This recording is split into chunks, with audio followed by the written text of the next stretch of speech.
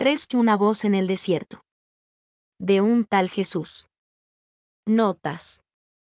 Juan el Bautista, hijo del sacerdote Zacarías y de Isabel, predicó y bautizó en el desierto, en las orillas del río Jordán, en un vado llamado Betabara. Actualmente, este lugar es zona fronteriza entre Israel y Jordania. Las largas melenas que usó Juan eran una costumbre entre los que se comprometían a un servicio total a Dios y hacían el llamado voto de los nazireos. Jueces 13, 5, 1 Samuel 1, 11. Tanto el Evangelio de Marcos como el de Juan inician los relatos de la vida de Jesús con la predicación del Bautista en las orillas del Jordán.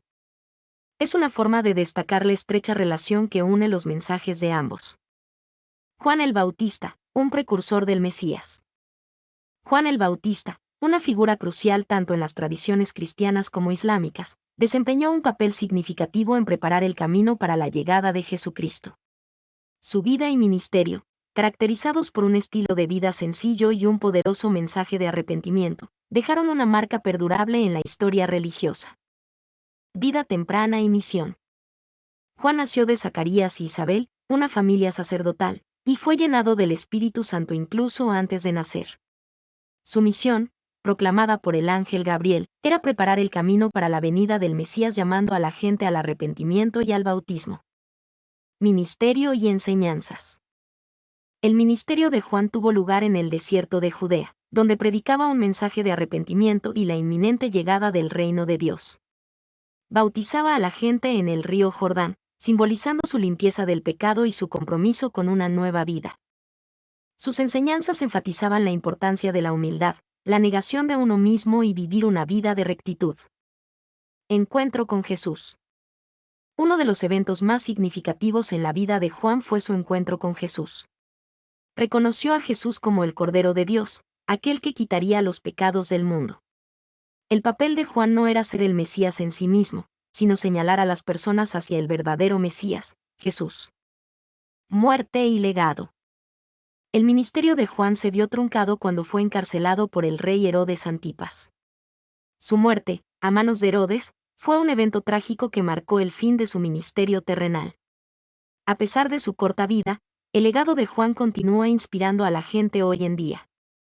Es recordado como un poderoso predicador, un precursor de Jesús y un símbolo de fe inquebrantable y compromiso con la voluntad de Dios. Significado teológico. Juan el Bautista ocupa un lugar significativo en la teología cristiana. Representa un eslabón crucial entre el Antiguo y el Nuevo Testamento, uniendo las profecías del Antiguo Testamento con el cumplimiento de esas profecías en Jesucristo. Su énfasis en el arrepentimiento y el bautismo prefigura los temas centrales de la fe cristiana, el perdón, la salvación y una nueva vida en Cristo. En la tradición islámica. Juan el Bautista, conocido como Yahya en el Islam, también es una figura venerada en la tradición islámica. Se le considera un profeta y mensajero de Dios, enviado para predicar el mensaje del monoteísmo y preparar el camino para la venida de Jesús, conocido como Isa en el Islam. Conclusión. La vida y el ministerio de Juan el Bautista son un testimonio del poder de la fe, la dedicación y el compromiso inquebrantable con la voluntad de Dios. Su mensaje de arrepentimiento y su papel como precursor del Mesías siguen resonando en personas de diversas tradiciones religiosas. Sirve como un recordatorio de la importancia de preparar nuestros corazones y vidas para la venida del reino de Dios y el poder transformador de la fe. Juan el Bautista usaba un rito, que se hizo muy popular entre sus contemporáneos, principalmente entre los más pobres, el bautismo. La gente que venía a escucharlo, confesaba sus pecados y Juan los hundía en las aguas del Jordán. Era un símbolo de limpieza, el agua purifica lo sucio. Y también de renacimiento, de empezar de nuevo, del agua nace la vida. Eran bautismos colectivos. Las masas populares se adhirieron al mensaje de Juan, con la convicción de que así preparaban la llegada del Mesías. En la época de Jesús, el Imperio Romano era el más poderoso de la tierra. Desde hacía unos 70 años, Palestina era una de las colonias de Roma. La mayoría de las naciones conocidas entonces eran provincias sometidas al poder romano. Esto significaba en los países dominados, gobiernos dependientes, ocupación del territorio por ejércitos extranjeros y explotación del pueblo, al que se cobraban altos impuestos, y al que se controlaba impidiéndole la participación en las decisiones políticas o económicas. Roma fue destruida casi 500 años después del nacimiento de Jesús. El Imperio Romano en tiempos de Jesús, un contexto crucial. El Imperio Romano en la época de Jesús, aproximadamente del 6 al 30 DC, jugó un papel fundamental en la vida y el ministerio de Jesús, así como en el desarrollo del cristianismo temprano. Esta era fue un momento de gran transformación para el imperio, con un impacto directo en la región de Judea, donde Jesús nació y predicó. La Pax Romana y la influencia romana en Judea. El gobierno romano en tiempos de Jesús estaba marcado por la figura de César Augusto, quien inauguró la era del imperio tras el asesinato de Julio César. Augusto estableció un periodo de relativa paz y estabilidad conocido como la Pax Romana. 2. Esta paz permitió el florecimiento del comercio y la expansión cultural romana por todo el imperio, incluyendo Judea. Los romanos impusieron impuestos a los habitantes de Judea, lo que generaba resentimiento y conflictos con la población judía. La presencia de soldados romanos en la región también mantenía el orden público, pero a menudo se interpretaba como una ocupación extranjera que amenazaba su autonomía. Los romanos promovían la adoración al emperador como divinidad, lo que entraba en conflicto con la creencia en un único Dios de los judíos. El reinado de Tiberio y la pasión de Cristo. Tras la muerte de Augusto, Tiberio, su sucesor, gobernó el imperio durante el periodo de la pasión de Cristo. Tiberio era conocido por su enfoque pragmático, buscando fortalecer las fronteras y controlar las finanzas del imperio. Sin embargo, su gobierno también estuvo marcado por la represión y la persecución de aquellos que desafiaban el poder romano. La figura de Poncio Pilato, el gobernador romano de Judea en tiempos de Jesús, destaca por su papel en el juicio y la crucifixión de Jesús. Pilato se enfrentó a una situación compleja, con tensiones entre los líderes judíos y el gobierno romano. La acusación de Jesús como un rebelde que incitaba a la rebelión contra Roma fue un factor clave en su condena. La cristianización del Imperio Romano. La cristianización del Imperio Romano fue un proceso gradual que comenzó en el siglo I después de Cristo y se extendió hasta bien entrada la Edad Media. El cristianismo, inicialmente una religión marginal, se expandió rápidamente a través del imperio, gracias a la predicación de los apóstoles y la difusión de las enseñanzas de Jesús. En el año 380, el emperador Teodosio el Grande convirtió el cristianismo niceno en la única religión oficial del imperio. Esta decisión marcó un punto de inflexión en la historia del imperio y del cristianismo, dando paso a una nueva era en la que la religión cristiana se convirtió en un elemento fundamental de la vida política, social y cultural romana. Conclusión: el Imperio Romano como contexto histórico. El Imperio Romano en tiempos de Jesús fue un contexto histórico complejo y crucial para la vida y el ministerio de Jesús. La influencia romana en Judea, la Pax Romana, el gobierno de Tiberio, la figura de Poncio Pilato y la posterior cristianización del imperio son elementos clave para comprender el desarrollo del cristianismo temprano. La historia de Jesús y el nacimiento del cristianismo se entrelazan con la historia del Imperio Romano, creando un contexto histórico único que ha tenido un impacto duradero en la historia de la humanidad. La palabra celote viene de celo, celosos, apasionados por el honor de Dios. Tanto en Galilea como en Judea existía un gran descontento ante el dominio de los romanos sobre el país. Entre los opositores destacaba el grupo o partido de los celotes, una escisión radicalizada del grupo de los fariseos.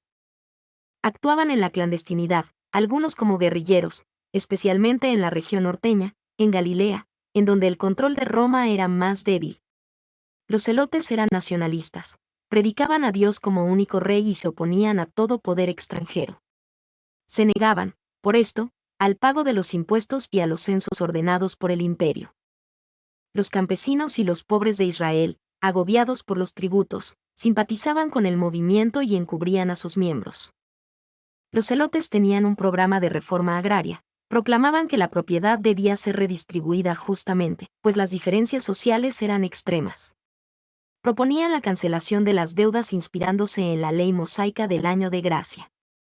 El grupo más radical dentro del partido celote era el de los sicarios, que llevaban siempre bajo la túnica pequeños puñales, sicas, y cometían con frecuencia atentados contra los romanos. En el tiempo de Jesús, un celote era un miembro de un grupo judío ultranacionalista que buscaba la independencia de Roma a través de la fuerza y la violencia.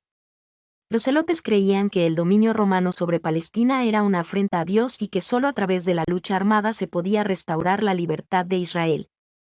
Origen e ideología. Los celotes se originaron en el siglo I después de Cristo con Judas el Galileo como líder. Su nombre proviene de la palabra hebrea caná, que significa celo o fervor. Los celotes se caracterizaban por su celo por Jehová o Yahvé, su rigidez y su radicalidad en la interpretación de la ley mosaica. Creían que la única forma de cumplir la voluntad de Dios era liberarse del dominio romano y restaurar el reino de Israel. Acción y represión. Los celotes utilizaban la violencia para alcanzar sus objetivos, realizando ataques contra los romanos y sus colaboradores. Su lucha duró varias décadas, hasta la destrucción de Jerusalén en el año 70 después de Cristo. Los romanos, por su parte, reprimieron con dureza a los celotes, ejecutando a muchos de ellos y persiguiendo a los que no eran capturados. Simón el Celote. Uno de los 12 apóstoles de Jesús, Simón, era conocido como el Celote. Esto sugiere que Simón se unió a Jesús después de haber sido un celote, lo que indica que Jesús no compartía la visión violenta de los celotes. La inclusión de Simón en el grupo de los apóstoles muestra la complejidad de la relación entre Jesús y los celotes. Importancia histórica. Los celotes fueron una fuerza importante en la historia de Judea en el siglo I después de Cristo. Su lucha por la independencia tuvo un impacto significativo en la vida de los judíos de la época y contribuyó a la tensión entre ellos y los romanos. Aunque la violencia de los celotes no logró la independencia de Israel, su legado se mantiene en la historia del pueblo judío. Conclusión. Los celotes fueron un grupo radical que jugó un papel importante en la historia de Judea durante el tiempo de Jesús. Su lucha por la independencia, aunque finalmente fracasó, dejó una profunda huella en la historia del pueblo judío. La inclusión de Simón el Celote entre los apóstoles de Jesús muestra la complejidad de la relación entre Jesús y los celotes, y plantea interrogantes sobre la forma en que Jesús abordó la violencia y la resistencia política en su tiempo. La buena noticia contada. Al pueblo de América Latina. María y José Ignacio López Vigil. Texto ampliado por textos de inteligencia artificial. Mi nombre es Demim. Soy tu asistente personal.